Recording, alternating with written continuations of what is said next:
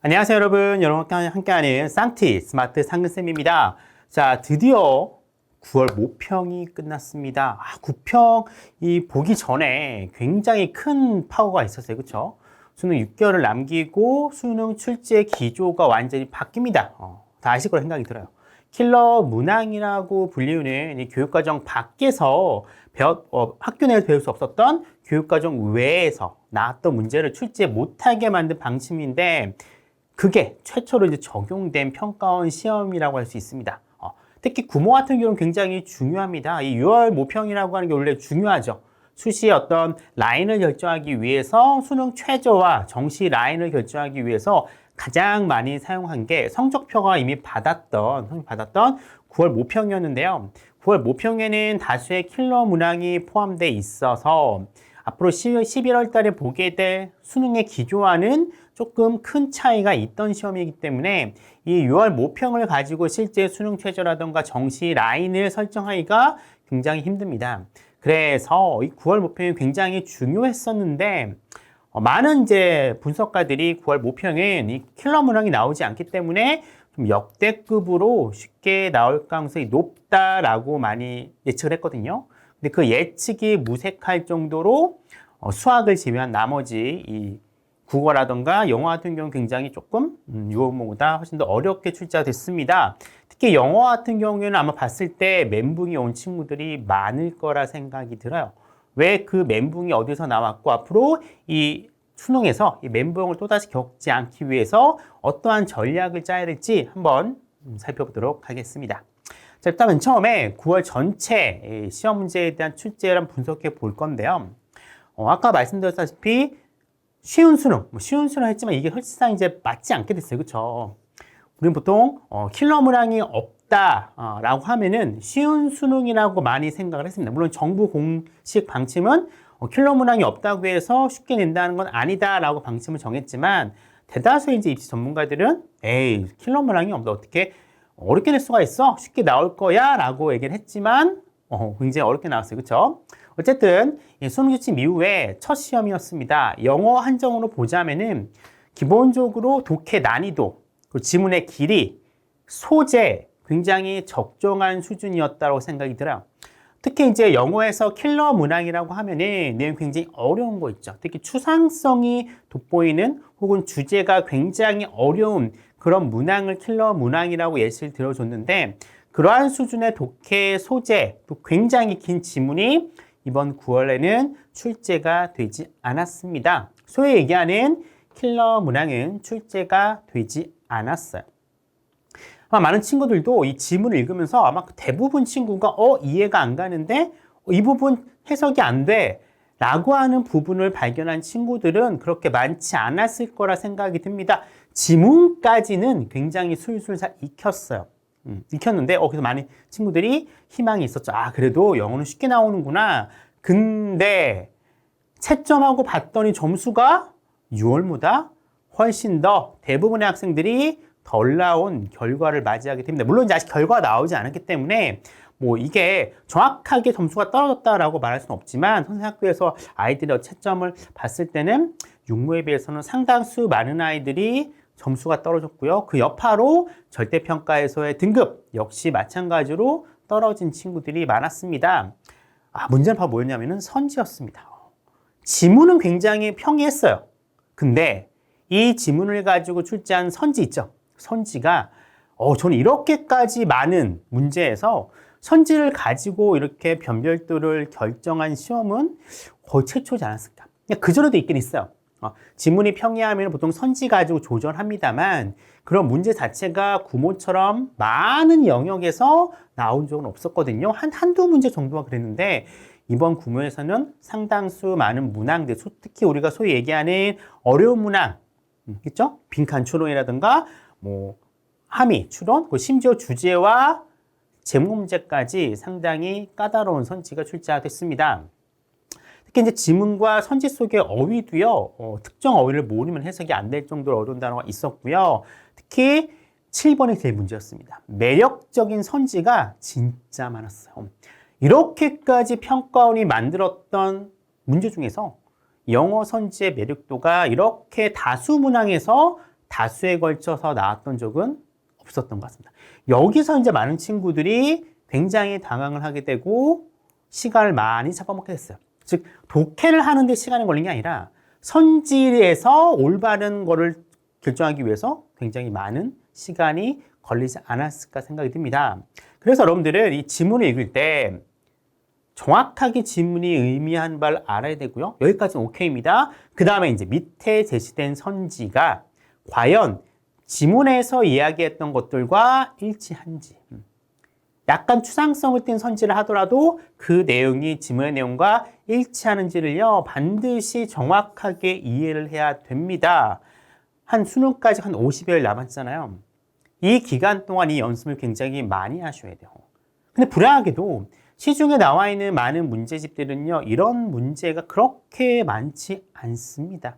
왜냐하면 대부분의 문제집은 킬러 문항을 출제하지 않겠다라고 하는 그 방침 이전에 만들어졌고요. 그 이후에 나온 문제들도 이렇게 선지를 가지고 매력적인 선지를 많이 만들었던 문항 그렇게 많지는 않아요. 아마 이제부터 많은 곳에서 이런 유형의 문제들이 많이 나오기 시작할 겁니다. 그런 문항들을 얻으셔가지고요, 반드시 연습을 하실 필요가 있습니다. 요거는 해석의 문제가 아니에요. 해석을 하고 나서 그 해석의 내용을 선지의 내용과 정확하게 매치시키는 능력이 굉장히 필요한 겁니다. 이게 어느 정도 언어적인 감과 영어 실력이 있는 친구들한테는 쉬울 수 있어요. 근데 그 정도까지 안 되는 친구들, 그 전에 감으로 읽었던 친구들, 혹은 정확한 해석은 했지만 그냥 선지와의, 보통 예전에 선지가 명확하게 답이 나왔으니까 이런 거에 익숙했던 친구들 같은 경우에는 굉장히 남은 기간 동안 고민이 많지 않을까 생각이 듭니다. 당연히 육모보다 체감 난이도 훨씬 높았고요. 6월 달에 이 1등급 비율이 7%가 나왔거든요. 구모 만만치 않습니다. 이거 최악의 경우에 4% 정도, 4에서 5%까지 떨어질 수 있어요. 그만큼 까다로운 시험이었다라고 말씀드리고 싶습니다. 자, 어법 난이도 굉장히 낮았어요. 여태까지 평가원에서 냈던 어법 시험 중에서 굉장히 평이한 수준이었습니다.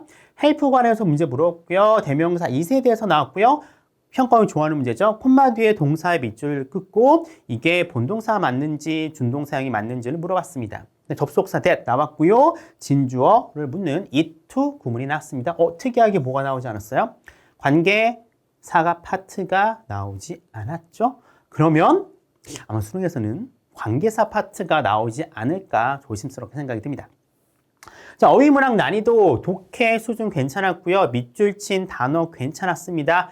단지 정답으로 제시된 카운터라는 단어, 카운터라는 단어의 의미만 파악하고 계셨으면 어렵지 않게 정답을 골랐을 거라 생각이 듭니다. 카운터, 반응하다 혹은 반대하다, 반박하다 의미고요.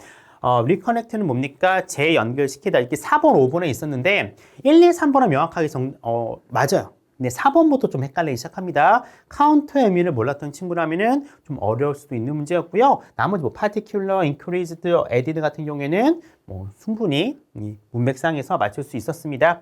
자, 주어 목적어의 관계 반드시 기억하셔가지고요. 여러분들 꼭 기억해 보셔야 될 문제라 생각이 듭니다. 자, 빈칸 추론입니다. 굉장히 많은 친구들이 어려워했던 문제죠. 이게 쉽든 어렵든 일단 어려운 문제예요. 일단 지문의 난이도 높지 않았습니다. 예전에 이 빈칸 추론 문제가 이 추상성이 짙은 문제를 많이 냈어요. 정제 파트라던가 철학 파트를 냈는데 이번엔 그러면 출제되지 않았고요. 일단 기본적으로 해석은 술술 됩니다. 그리고 지문의 길이도 그렇게까지 길진 않았어요.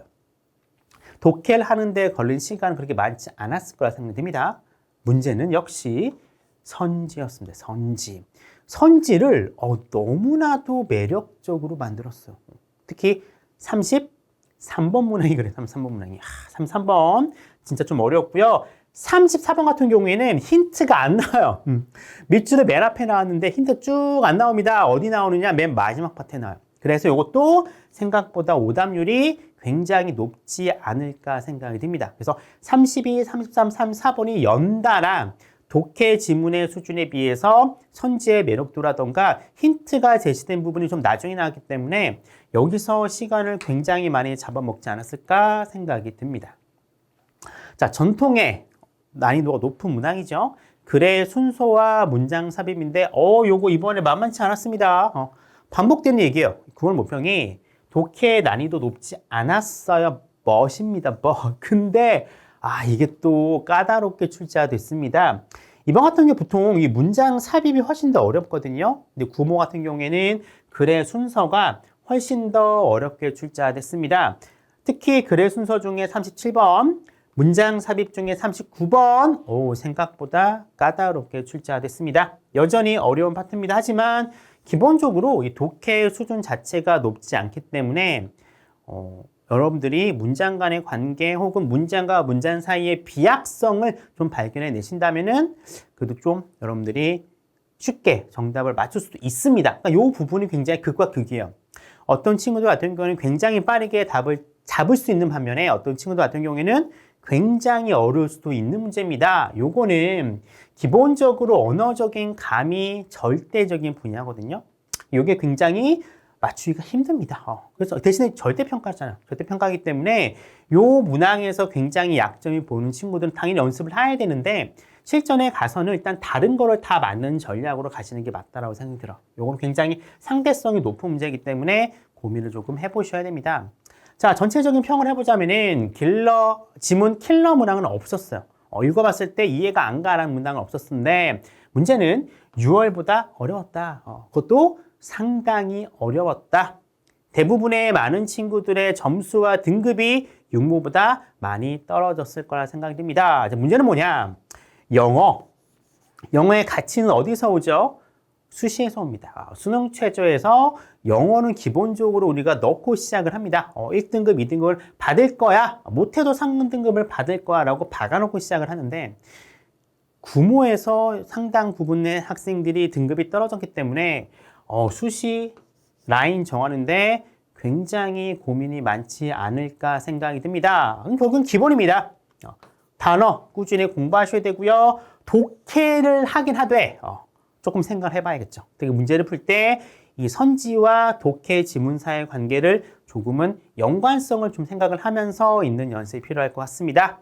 역시 5번 군무에서 새롭게 경향성이 짙어졌어요. 선지를 가지고 조금 어렵게 만들겠다라는 게 군무에서 드러났기 때문에 근데 아마도 평가원도 고민이 많을 거라 생각이 들어요.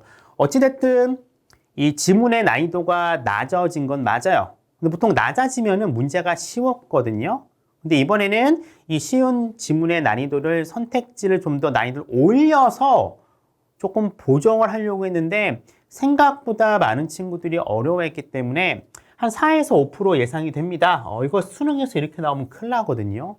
조금은 이 선택지의 난이도를 조금은 조정하지 않을까. 어쨌든 절대평가이기 때문에 9에서 10% 정도는 맞춰줘야 되거든요. 1등급을요. 거의 2배죠. 곱하기 2를 해줘야 되기 때문에 선택지의 난이도 조금은 조금 쉽게 되지 않을까 조심스럽게 생각이 듭니다만 어찌됐든 구모는 이미 끝났고요. 구모에서 얻은 결과를 가지고 수능에서 어떻게 하면 자기의 목표 등급을 맞을지 좀 고민해 보셔야 되고요. 꾸준히 영어는 최소한 1시간 정도는 감을 익혀야 되기 때문에 꼭 연습을 해주시기 바랍니다. 여기까지 구모 영어 영역 출제 분석이었습니다.